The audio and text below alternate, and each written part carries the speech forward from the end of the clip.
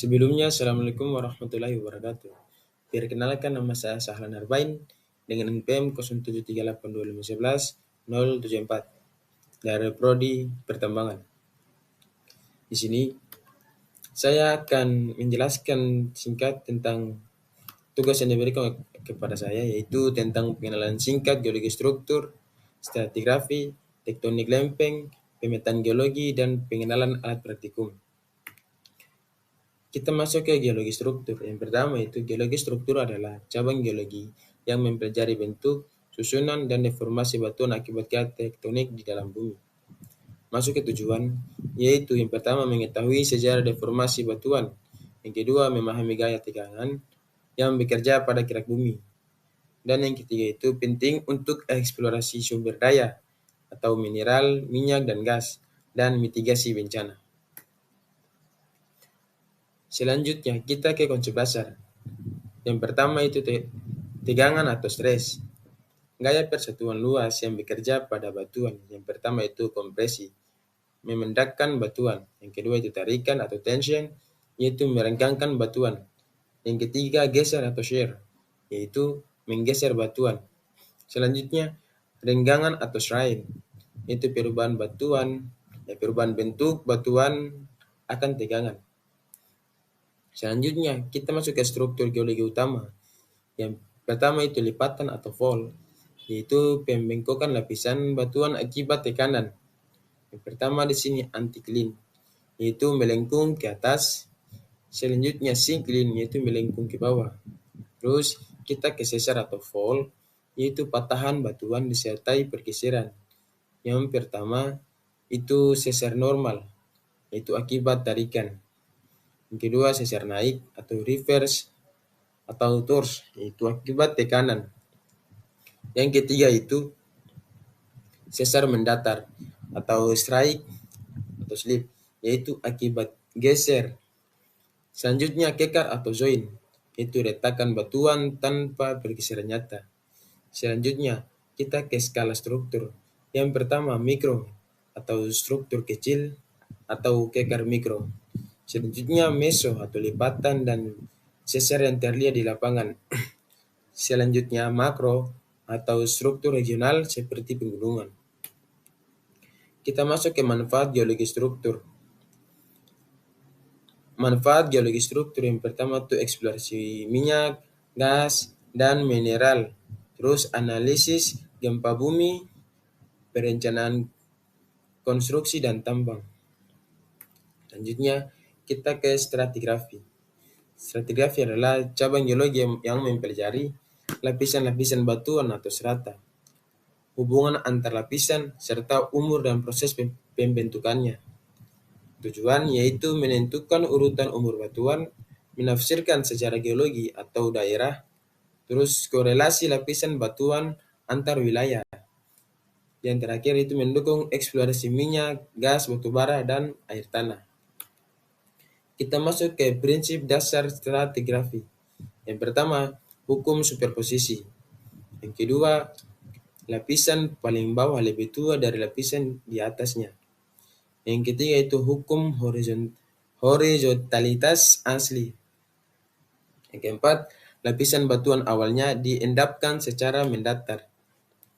Yang kelima yaitu hukum kontinuitas lateral.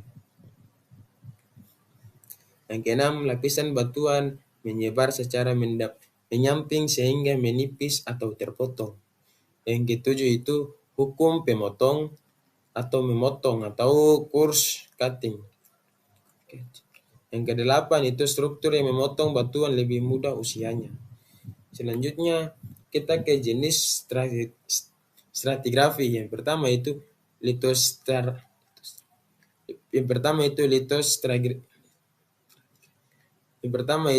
litostratigrafi. Berdasarkan jenis dan ciri fisik batuan.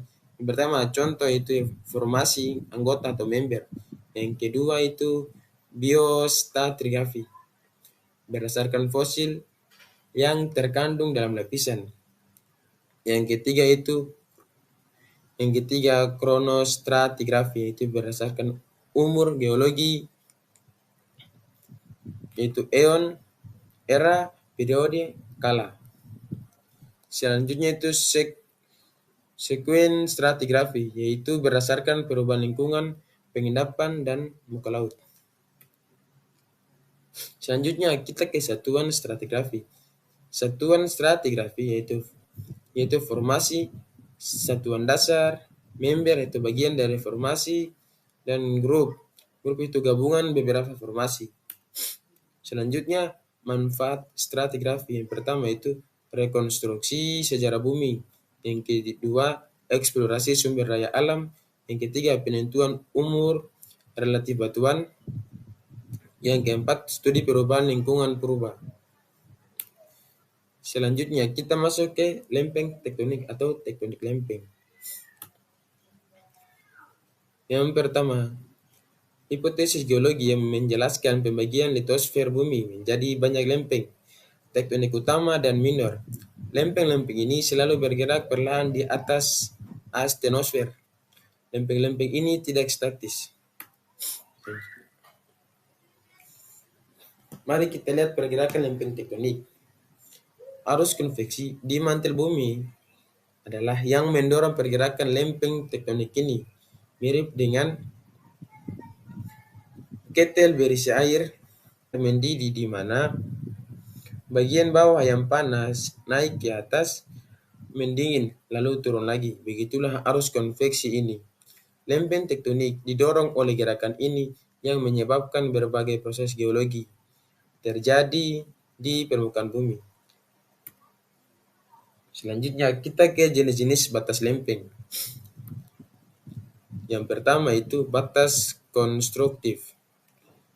Batas konstruktif yaitu batas konstruktif adalah perpisahan dua lempeng tektonik. Magma dari mantel bumi naik ke permukaan saat lempeng terpisah membentuk kerak bumi. Terus batas destruktif, yaitu batas destruktif adalah titik pertemuan dua lempeng tektonik. Subduksi adalah proses di mana lempeng yang lebih ringan jatuh di bawah lempeng yang lebih padat selama tumpukan lempeng. Terus selanjutnya kita ke batas transform, yaitu dua lempeng tektonik bergerak sejajar satu sama lain, tetapi dalam arah yang berbeda. Di batas transformasi, sesar dapat berasal dari atau diperburuk oleh gesekan antar lempeng. Selanjutnya kita ke dampak pergerakan lempeng. Yang pertama itu dampak pertama itu gempa bumi, yang kedua letusan gunung Merapi, dan yang ketiga itu tsunami. Upaya mitigasi bencana tektonik yaitu pemantauan aktivitas tektonik, yang kedua penyebarluasan informasi, dan yang ketiga itu pembangunan infrastruktur yang tahan gempa.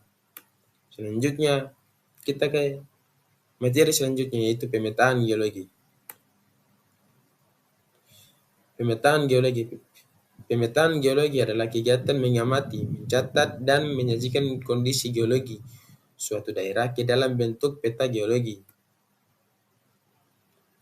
Yang pertama itu tujuan pemetaan. Yang kedua, mengetahui sebaran jenis batuan. Yang ketiga, mengidentifikasi struktur geologi, lipatan, sesar, dan kekar. Yang keempat, menafsirkan sejarah geologi daerah.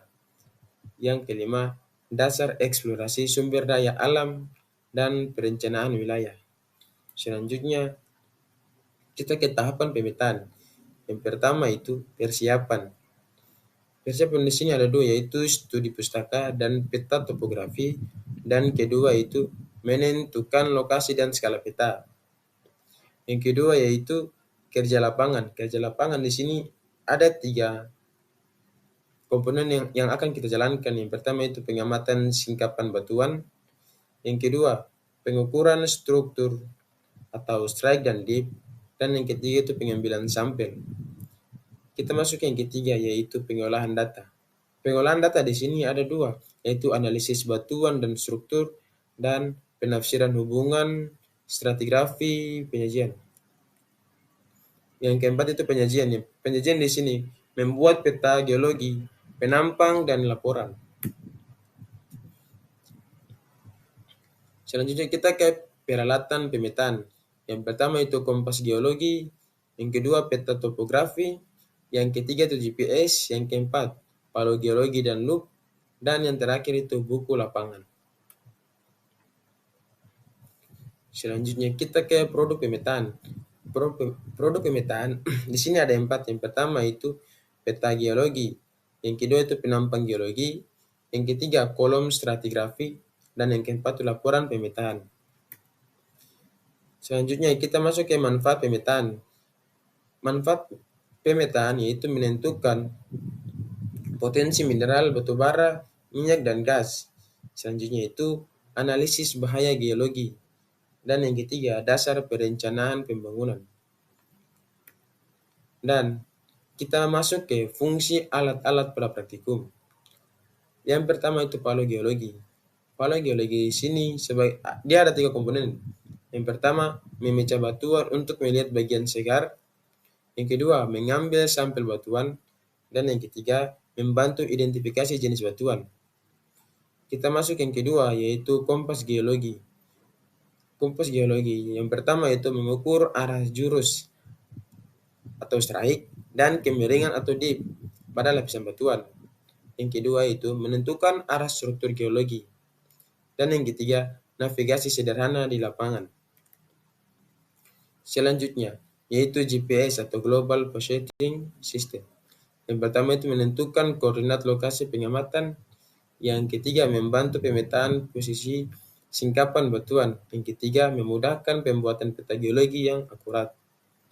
Terus yang keempat, itu mendokumentasikan singkapan batuan dan struktur geologi. Yang kedua, itu bukti visual hasil pengamatan lapangan. Yang ketiga itu membantu analisis dan pelaporan. Selanjutnya kita ke peta geologi. Peta geologi di sini menunjukkan sebaran batuan dan struktur geologi. Terus dasar analisis sejarah geologi dan digunakan untuk eksplorasi sumber daya alam. Yang keenam itu ada peta topografi. Yang pertama itu menampilkan bentuk permukaan bumi atau kontur atau elevasi. Yang kedua itu membantu orientasi dan navigasi lapangan. Dan yang ketiga itu dasar pembuatan peta geologi. Selanjutnya kita ke radio atau HT. Yang pertama itu alat komunikasi antara anggota tim lapangan. Yang kedua penting untuk keselamatan kerja. Yang ketiga itu koordinasi saat pemetaan di area yang luas. Terus kita ke fungsi pedang dalam pemetaan geologi. Yang pertama itu membersihkan singkapan batuan dari tanah, rumput, dan semak. Yang selanjutnya itu membuka jalur di medan lapangan yang tertutup vegetasi. Selanjutnya membantu menampakkan struktur dan lapisan batuan agar mudah diamati. Dan yang terakhir itu mendukung keselamatan dan kelancaran kerja di lapangan. Terima kasih. Mungkin itu saja dari saya.